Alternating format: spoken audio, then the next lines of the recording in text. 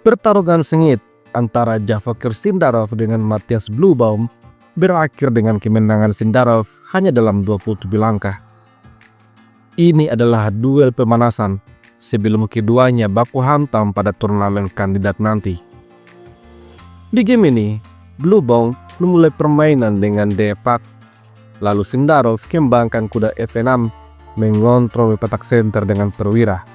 Setelah C4, Sindarov mendorong G6, tersiapkan Gajah Fianchetto. Kuda ketiga, Gajah Fianchetto, King's Indian Divers, pertahanan yang paling disukai oleh Bobby Fischer.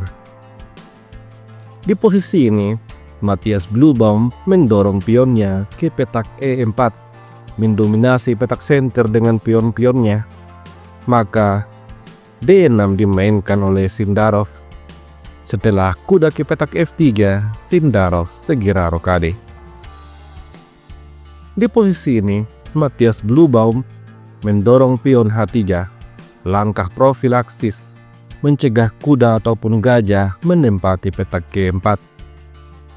Jadi, Sindarov mengambil inisiatif untuk menyerang lewat sayap menteri. Dia mendorong pion A5. Merespon hal ini, Matthias Bluebaum keluarkan Gajah E3. Selanjutnya, Sindarov memainkan langkah anti teori, kuda ke petak A6, menyimbangkan kuda pada lajur samping. Bluebaum lanjut kembangkan gajah dan bersiap rokade. Setelah itu, pion E5. Apabila di posisi ini pion makan pion, maka pion makan pion. Jika kuda makan pion, putih tidak unggul satu pion karena hitam punya balasan kuda makan pion. Menurut engine, posisi ini seimbang. Jadi, Bluebaum tidak mengambil pion. Dia segera rokade untuk amankan rajanya. Dan selanjutnya Sindarov mengambil pion. Kuda makan pion, lalu kuda masuk. Gajah tertekan, begitu pula dengan pion. Olehnya itu, gajah mundur. Di posisi ini, Sindarov menambah tekanan pada pion dengan bentengnya. Tentu saja, F3 langkah terbaik memperkuat pion. Pada langkah selanjutnya, Javokir Sindarov memainkan langkah posisional yang sangat penting. Dorongan pion ke petak C6 membatasi pergerakan kuda putih sehingga tidak bisa menempati petak outpost. Di posisi ini, menteri ke petak D2 dikembangkan Bluebaum, persiapan untuk mengadu gajah ke depannya. Sindarov selanjutnya mendorong pion A4, lalu benteng AD1, kemudian menteri A5. Tujuan dari Sindarov mendorong pion A4 sebelumnya adalah mengosongkan petak A5 untuk menterinya. Di sini, Matthias Bluebaum menyerang pion, dan Sindarov membiarkan hal itu. Dia mainkan kuda E6. Pion D6 adalah pion berajo.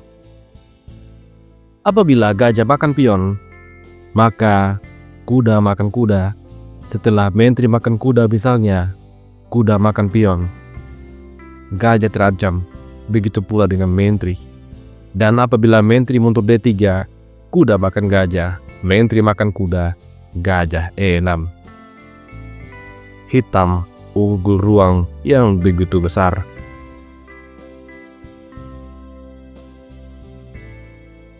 Apabila di posisi ini kuda makan kuda, maka gajah makan kuda. Setelah gajah makan pion, gajah juga makan pion. Analisa engine menunjukkan bahwa posisi ini seimbang. Oleh karena itu, Matthias Bluebaum tarik mundur gajah ke petak E3, dan selanjutnya Sindarov merespon dengan langkah tidak akurat. Kuda ke petak H5, membuka tekanan Gajah Fianchetto pada kuda yang ada di petak D4. Di posisi ini, langkah terbaik untuk putih adalah menarik mundur kudanya ke petak E2. Tapi, Matthias Bluebaum gagal menemukan langkah terbaik. Dia memilih kuda makan pion, menantang untuk bertukar menteri. Tapi Sindarov memilih kuda makan kuda.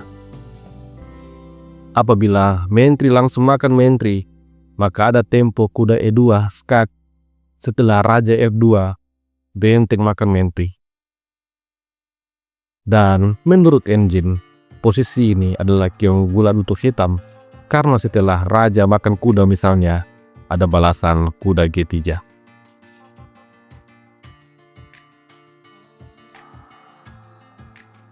Oleh karena itu, di posisi ini, Bluebaum tidak menukar menteri. Dia mainkan gajah makan kuda, tantangan bertukar gajah. Sindarov menghajar gajah, skak. Setelah menteri makan gajah, Sindarov menggeser menterinya ke petak G5.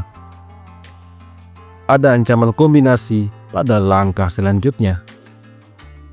Merespon ancaman ini, Matthias Bluebaum memilih menempatkan bentengnya di petak D2. Langkah yang ternyata membuat hitam semakin unggul. Namun, hanya ada satu langkah yang benar untuk hitam. Apabila di posisi ini hitam langsung mengambil pion, maka putih punya balasan F4. Posisi ini seimbang.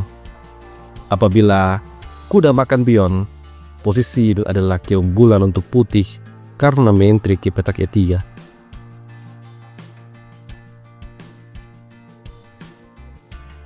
Oleh karena itu, Javokir Sindarov tidak terburu-buru untuk mainkan kombinasi.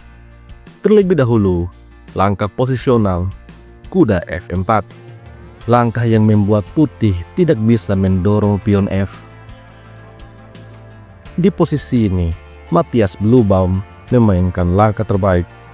Raja geser H1 mencegah terjadinya kombinasi. Setelah itu, menteri mundur H6. Di sini, Sindarov siap untuk mainkan kombinasinya. Merespon hal ini, Matthias Bluebaum mengambil pion, dan dia telah unggul 2 pion. Selanjutnya, Sindarov mainkan langkah kombi, gajah makan pion. Pion kemudian makan gajah. Apabila di posisi ini, menteri langsung makan pion, maka raja geser. Dan menurut engine, posisi ini cenderung seimbang. Raja putih memang terbuka, hitam memang kalah 1 perwira, tapi tidak banyak hal yang bisa dilakukan. Oleh karena itu, Sindarov tidak terburu-buru untuk makan pion. Terlebih dahulu, dia menyerang menteri. Dan sampailah kita pada momen yang paling krusial dari geng ini. Di posisi ini, hanya ada 2 langkah yang benar untuk putih, yaitu menteri B4 atau menteri D7. Tapi Matthias Bluebaum membuat blunder fatal, menteri C5. Dan di posisi inilah Javokir Sindarov memainkan langkah brilian, pengorbanan kuda. Menteri putih terancam, begitu pula dengan bentengnya. Apabila gajah makan kuda, maka menteri makan benteng. Dan menurut engine, posisi ini adalah keunggulan yang besar untuk hitam. Oleh karena itu, Matthias Bluebaum mengambil kuda dengan bentengnya. Tapi selanjutnya, menteri makan pion, skak, raja lari, dan kemudian menteri skak. Raja harus geser ke petak H1. Setelah itu, Sindarov memainkan langkah pamungkas G5. Ancaman skak mat pada langkah selanjutnya. Dan sampai di posisi ini, Matthias Bluebaum akhirnya menyerah. Karena untuk mencegah terjadinya benteng H6, maka perwira harus dikorbankan. Sebagai contoh, benteng harus ke petak B6. Setelah itu, benteng makan benteng. Kembali ancaman skakmat, maka menteri harus makan benteng. Lalu menteri makan menteri. Putih kalah kualitas yang sangat signifikan.